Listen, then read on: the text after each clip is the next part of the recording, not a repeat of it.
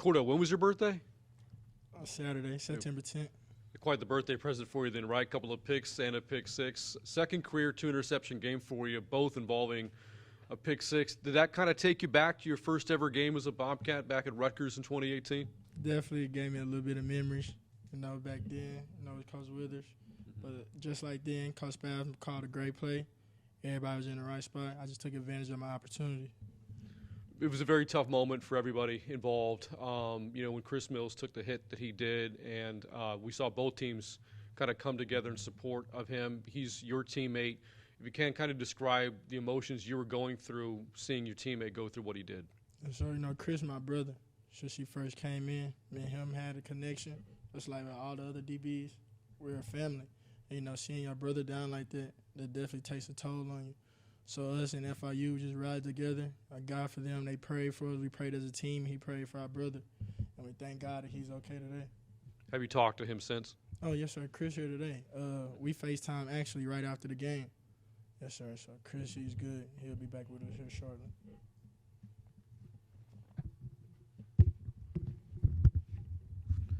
Talking to Coach Zach Spavital right there about the differences in the defense this year, and the number one thing he brings up is pass rush, getting a little more pass rush. Has that made your job as a corner a little bit easier, knowing they can get after that quarterback? Way easier. I love them guys up there. D-line, they definitely make our job at the back end way easier. We tell them guys every day, y'all the reason for our stats. You feel me? Them guys keep doing what they're doing up there, then that makes us look good. People don't see, can't really see it in the game, but they're the reason that the guys in the back end, us make the plays. And I thank them for that. I tell them that during the game, too. They're the reason I made that play. You got Deron Morris back out there at nickel corner. Does it feel like you guys are all back, in that same little groove that you were in before the injuries last season? Yes, sir, definitely. All the guys, us in the back end, we done played with each other for years. So we're very comfortable with each other. We've all been in different positions. So if a guy in the other position, one person can tell them what to do. We just hold each other accountable, but definitely love having Jaren out there, for sure. Baylor, you all faced them last year, and you have them again this year. What are you anticipating from the Baylor Bear offense? They're going to try to run the ball. That's really it. They're going to try to big boys, but we'll be ready for them. Similar to what Nevada did, or yeah? Similar to what Nevada did, yes, sir. Run the ball, create one-on-ones for the DBs, then take their shots. The run game going to set up the pass, run, then play action pass, deep. Yes, sir.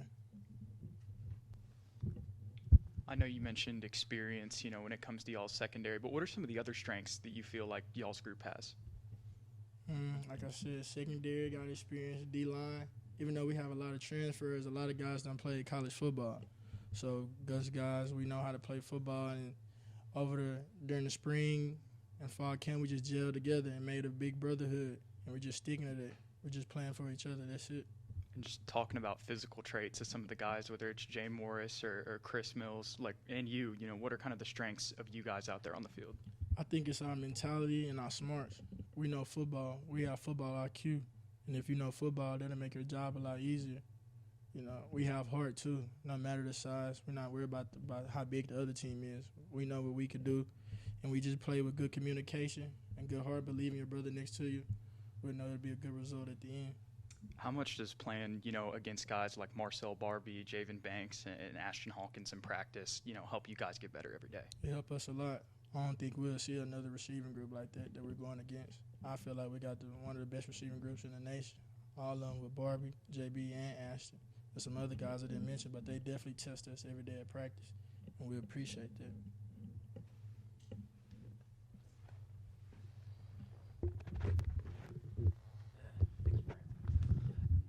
I know you always want to just focus on the teams that you guys are playing, but it's kind of hard to not overlook the fact that there's already 4 wins by this conference over Power 5 teams, including 3 last week. Does that kind of add the extra appetite watering, so to speak, where you guys now get your chance to add on beating the Power 5s for the Sun Belt by playing Baylor? And how do you all get in there and not get intimidated when you know they're going to be on red alert after what's happened the first 2 weeks? Well, I would say it do. This for Sun Belt, we got the other conferences kind of look down on us, but we know that this conference is a hard conference to play in. And like you said, seeing those guys beat them last week, it definitely gives us a little confidence. But we know what we could do. We played them good last year. Saying we're going to go out there, we're going to swing, we're going to play together. It's going to be a great game. Yeah, last year y'all were in it neck and neck, but lost at the end. What do y'all have to do this time on the road to beat Baylor that you weren't able to do in playing them here last year? Same thing Coach Spaff's been preaching since spring. We just got to worry about ourselves. It's not really about the other team. It's about us, minimizing our mistakes, capitalizing when we can. We're our worst enemy, and we know that.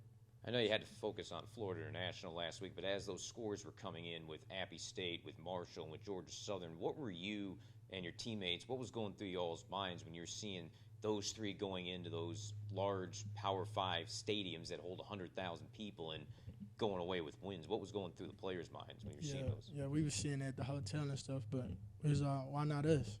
Why can't that be us? They put on their pass just like us.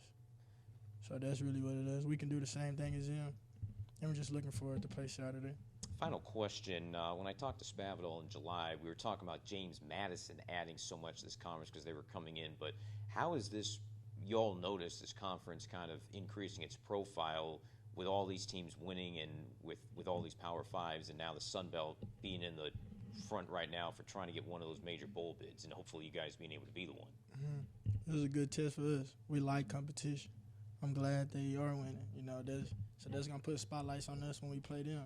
It'll be our money games when we play them. Everybody think that they'll beat us. Cool. We like to keep it that way. We'll show y'all, though. Thank you. Thank you.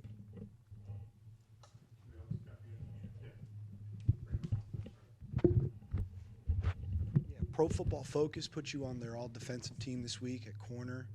It's where they put Levi Bell on last week, again this week. I don't know if you saw that. Probably not. It came out when you were at practice. But how's that feel to be recognized that way? No, it feels good, but I don't really dwell on individual stats. It's a team where, like I said, coach called a good call. That's the only reason I made that play. And my other players, they was in a spot. I just took advantage of my opportunity. I don't really like individual stats. If you play as a team, you'll get those individual awards.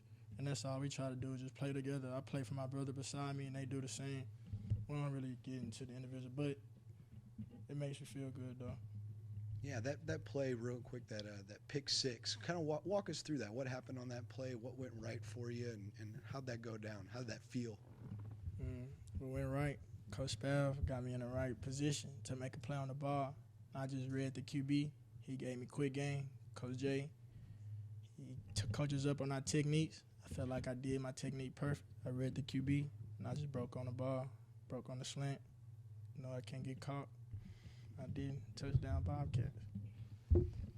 Sorry to keep you around, Kordell, but you've been here for a while, right? Through the entire Spavital era. What are just some of the things that you love about this place? I've been here for a minute. I was here with Coach Withers. Now I'm here with Coach Spav. I just love Texas State in general. Like the love, no matter our ups and downs, we're a brotherhood. I love Texas State, the city of Texas State. I love the coaches. They just talk about family, and never quitting. Some days you're going to be down, but you need those days. You feel me? You need those down days. So in the future, you'll look back and be like, okay, for sure. Those down days, that's the reason why I'm doing good today. So that's all we try to do, just not dwell on the down days, just look forward ahead, not worry about the outside noise.